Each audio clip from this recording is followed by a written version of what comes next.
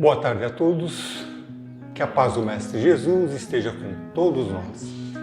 E vamos dando continuidade à leitura da terceira parte do item 225 do Livro dos Médiuns, com algumas reflexões sobre essa instrutiva dissertação de Timóteo e Erasto. Dizem eles: quando somos obrigados a servir-nos de médiuns pouco adiantados, nosso trabalho se torna mais demorado e penoso, pois temos de recorrer a formas imperfeitas de expressão, o que é para nós um embaraço. Somos então forçados a decompor os nossos pensamentos e ditar, palavra por palavra, letra por letra, o que nos é fatigante e aborrecido, constituindo verdadeiro entrave à presteza e ao bom desenvolvimento de nossas manifestações. Sem dúvida, é possível imaginar como deve ser trabalhoso para um espírito passar conceitos elevados através de um médium pouco adiantado, que tenha poucos conhecimentos. Mas vejamos, como encarnados, a sociedade nos ensinou a avaliar uma pessoa pelos conhecimentos adquiridos nos bancos escolares, pelos títulos que ostenta, pelos bens que possua no aqui e agora, enfim, através daquilo que fisicamente, através dos 5 sentidos, podemos perceber, captar, avaliar, julgar. Mas existem outros tesouros não aparentes, não perceptíveis dessa forma e muitas vezes até maiores, que a nossa personalidade encarnada traz guardado, ajuntado, como disse o Mestre Jesus, onde a traça não come, a ferrugem não consome e onde os ladrões não conseguem arruinar nem roubar. Um exemplo desses tesouros intelectuais e morais que espíritos elevados visualizaram estava escondido dentro de um homem simples, desprovido de bens materiais e cuja escolaridade não passava do curso primário, que se chamava Francisco. Francisco Cândido Xavier, mais conhecido por Chico.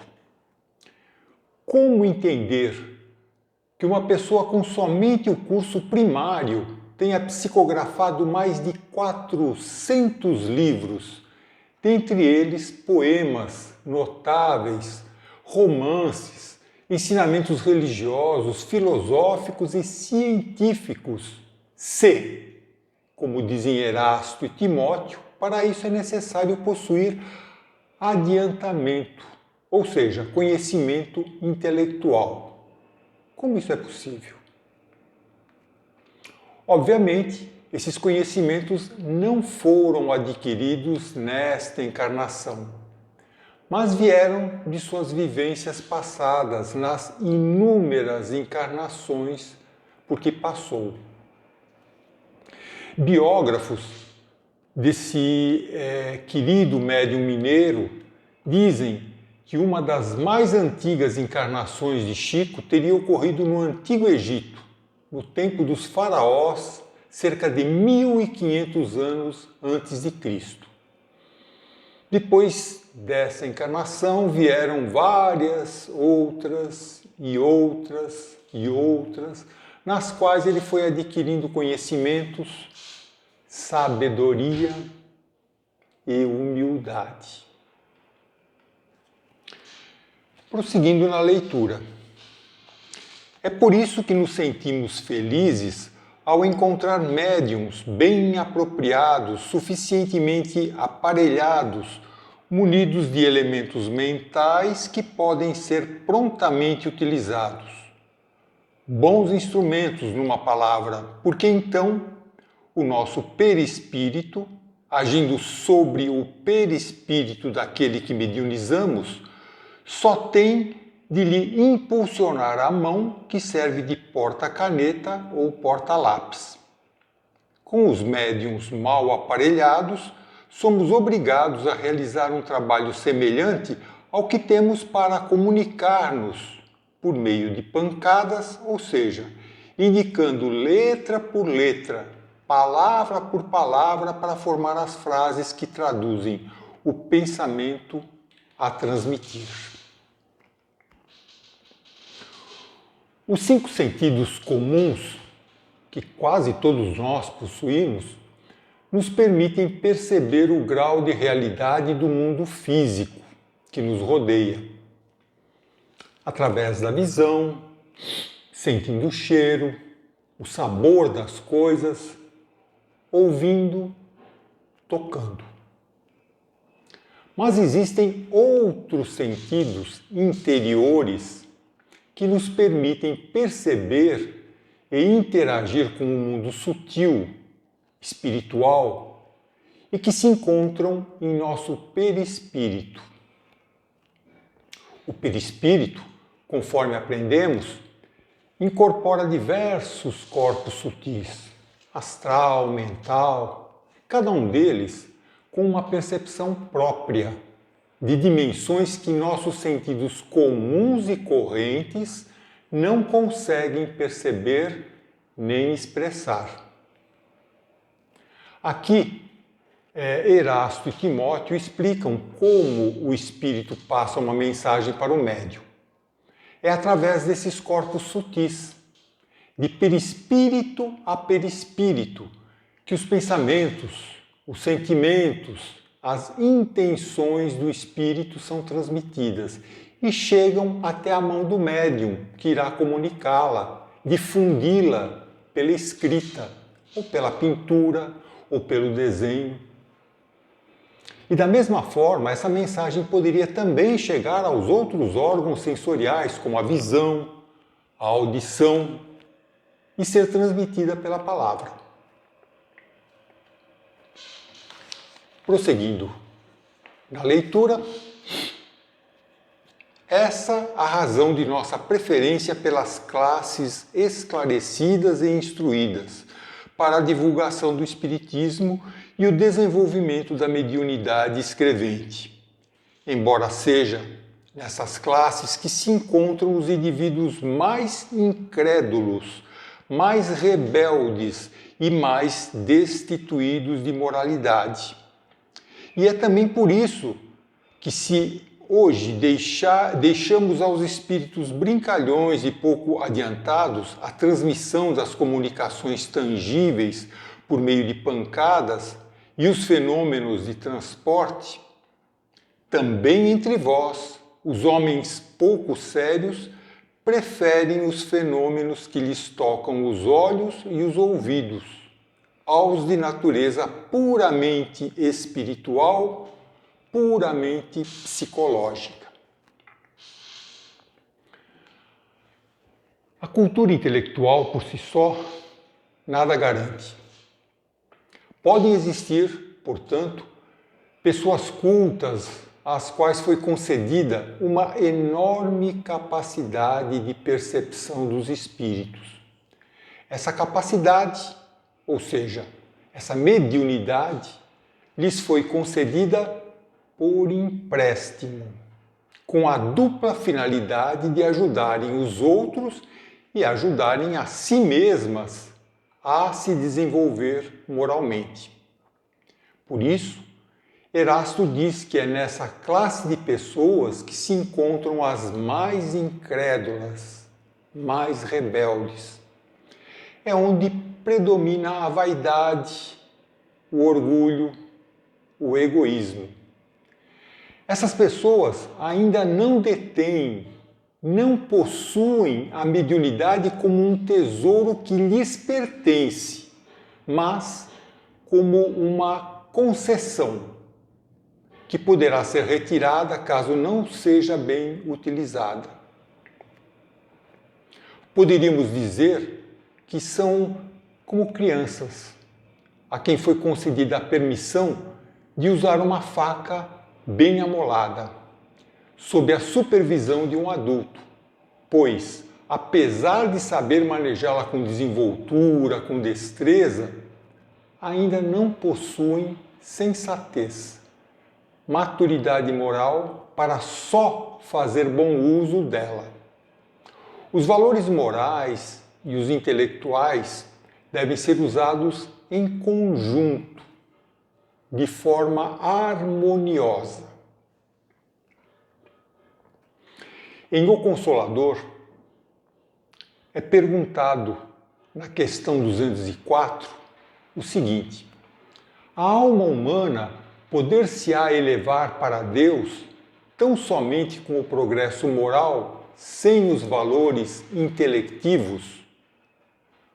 E a resposta de Emmanuel: o sentimento e a sabedoria são as duas asas com que a alma se elevará para a perfeição infinita.